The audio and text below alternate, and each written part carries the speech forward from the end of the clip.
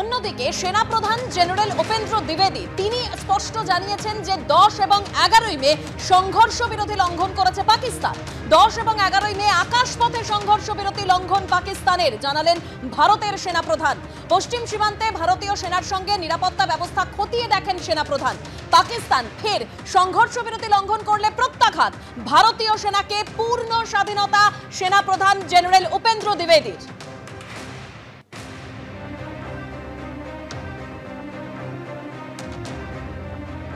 মুরিদকে ও বাহাওয়ালপুরে ISI ঘনিষ্ঠ জঙ্গি ক্যাম্পে হামলা ভারতের। আমরা চোখ বন্ধ করে বসে নেই, আমরা এবার জঙ্গিদের সদর দপ্তরে হামলা চালাবো, স্পষ্ট বার্তা ভারতের।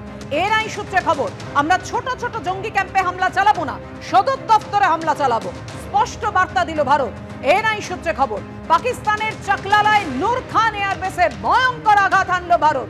সূত্রের খবর, পাকিস্তানের রহিম ইয়ার খান এয়ারবেস হামলায় সম্পূর্ণ বিধ্বস্ত হয়ে গেছে জানিয়ে দিয়েছে ভারত। এনআই সূত্রে এমনই খবর।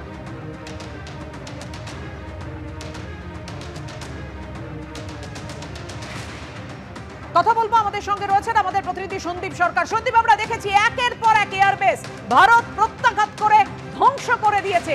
এবার একেবারে স্পষ্ট বার্তা দিল ভারত যে সদর দপ্তরে, জঙ্গিদের সদর দপ্তরে হামলা চালানো হবে, চোখ বন্ধ করে ভারত বসে থাকবে না।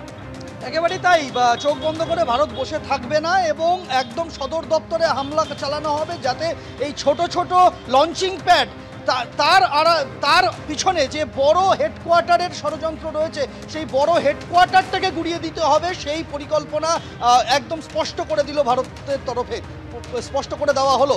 এবং আজকে যখন জেনারেল উপেন্দ্র দ্বিবেদী তিনি সমস্ত সেনা কমান্ডারদের নিয়ে আজকে বৈঠক করেন এবং ভারতের পশ্চিমাঞ্চলের যে সীমান্ত রয়েছে সেই সীমান্তগুলি কি পরিস্থিতি রয়েছে বাস্তবে সেই বিষয়টা বুঝে নেন তাদের থেকে।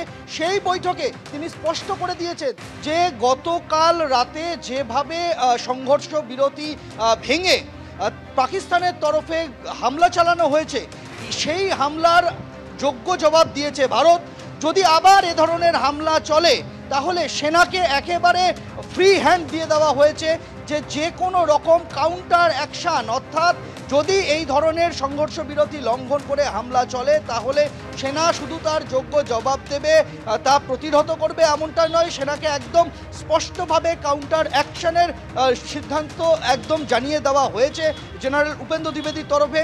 যার অর্থ একটাই, গতকালের মতো যদি আজও একই রকমভাবে সংঘর্ষ বিরতি ভাঙার চেষ্টা করা হয় পাকিস্তানের তরফে, তাহলে ভারতীয় সেনা তার যথোপযুক্ত জবাব দেবে।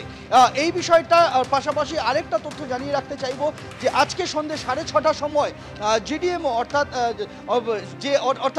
আজকে আমাদের যে সেনার তরফে একদম সর্বোচ্চ স্তরে এই অপারেশন সিঁদুর নিয়ে একদম স্পষ্টভাবে কিন্তু বিভিন্ন প্রশ্নের উত্তর দেবেন। সাংবাদিক বৈঠক ডাকা হয়েছে সাউথ ব্লকে আজকে সন্ধ্যে 6:30টার সময় এই সাংবাদিক বৈঠক হবে, যেখানে মিলিটারি অপারেশনসের একদম শীর্ষ আধিকারিক থাকবেন এবং এই অপারেশন সিঁদুরের আপডেট সংক্রান্ত সমস্ত তথ্য তুলে ধরা হবে সাংবাদিকদের সামনে। এখন দেখার বিষয় এটাই, আমরা জানি যে আগামীকাল দুই দেশের মধ্যে কিন্তু এই পর্যায়ে বৈঠক রয়েছে এবং সেই বৈঠকের আগে এই সাংবাদিক বৈঠক যথেষ্ট তাৎপর্যপূর্ণ।